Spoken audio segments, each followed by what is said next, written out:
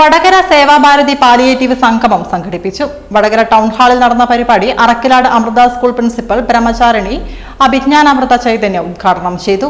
വടകര കഴിഞ്ഞ 4 വർഷമായി pain palliative രംഗത്ത് ശ്രദ്ധേയമായ പ്രവർത്തനം കാഴ്ചവെക്കുന്ന സേവാഭാരതിയുടെ നേതൃത്വത്തിൽ പാലിയേറ്റീവ് സംഗമം സംഘടിപ്പിച്ചു. വടകര ടൗണിൽ നടന്ന പരിപാടി അറക്കിലാട് അമൃത സ്കൂൾ പ്രിൻസിപ്പൽ ബ്രഹ്മചാരിണി അഭിജ്ഞാനാമൃത ചൈതന്യ ഉദ്ഘാടനം ചെയ്തു. ആണെങ്കിൽ നമുക്ക് എന്തുകൊണ്ട് സമൂഹത്തിന് മാറ്റിമറിക്കാൻ പറ്റില്ല? അപ്പൊ പക്ഷേ എല്ലാത്തിനും കൃപ വേണം, പ്രയത്നവും വേണം. പ്രയത്നത്തിന് കൃപ ആവശ്യമാണ് നമുക്ക്.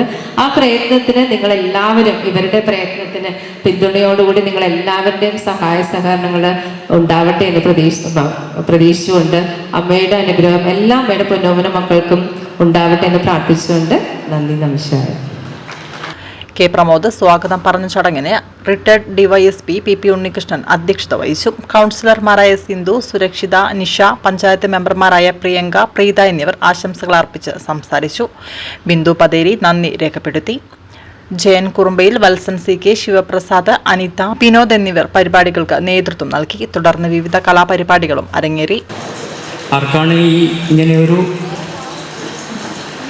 സംവിധാനം ഒരുക്കണം എന്ന് തോന്നിയതറിയില്ല. എന്തായാലും വളരെ ഹൃദയസ്പർശിയായ, കാരണം ഇവിടെ എന്തെങ്കിലും ആശംസ പറയുന്നതിനോ എന്തെങ്കിലും വാക്കുകൾ സംസാരിക്കുന്നതിനോ യാതൊരു പ്രസക്തിയുമില്ല. ഞാനവിടെ ഇരുന്നപ്പോൾ ഇങ്ങനെ കണ്ടുകൊണ്ടിരിക്കുകയായിരുന്നു. മുത്തച്ഛന്മാർ അല്ലെങ്കിൽ അമ്മമ്മമാർ അവരൊക്കെ ഇങ്ങനെ വീൽ ചെയറിലും അല്ലെങ്കിൽ രണ്ടുപേരുടെ കൈപിടിച്ചൊക്കെ ഇങ്ങോട്ട് വരികയാണ്.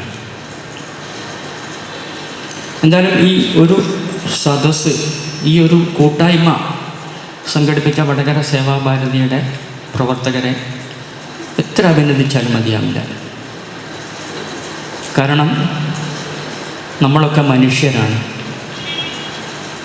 എന്തു പറഞ്ഞാലും സംശയങ്ങളുണ്ടാവും, പക്ഷെ മനുഷ്യരാണ് നമ്മളൊക്കെ. എന്തിനാണ് നാം ജീവിക്കുന്നത് എന്ന് പലപ്പോഴും നമ്മൾ ചിന്തിച്ചിട്ടുണ്ടാവില്ല. ഇപ്പം അങ്ങനെ ഒരു ചോദ്യം എവിടുന്നെങ്കിലും വന്നാൽ, കഴിഞ്ഞ ദിവസം സർവകലാശാല തലത്തിൽ ഈ ഒരു സ്കോളേഴ്സിൻ്റെ മുന്നിൽ കുറേ സ്കോളേഴ്സ് ഇരിക്കുന്ന സമയത്ത് ഈ ഒരു ചോദ്യം ചോദിച്ചപ്പോൾ ഉടൻ അടുത്തുള്ള ആളോട് എന്തിനാ എന്ന് ചോദിക്കുന്ന ഒരവസ്ഥയാണ്. ഞാൻ എന്തിന് എന്ന് ചിന്തിക്കുകയല്ല, തൊട്ടടുത്തുള്ള ആളോട് നീ എന്തിനാ ജീവിക്കുന്നത് എന്ന്. ഇങ്ങനെയാണ് നമ്മൾ ഒരിക്കലും അതേക്കുറിച്ച് ചിന്തിച്ചിട്ടുണ്ടാവില്ല. പക്ഷെ ഒരു കാര്യത്തിൽ നമുക്ക് സംശയം ഉണ്ടാവില്ല, സന്തോഷം ഉണ്ടാകാൻ വേണ്ടിയിട്ടാണ് നാം ജീവിക്കുന്നത്.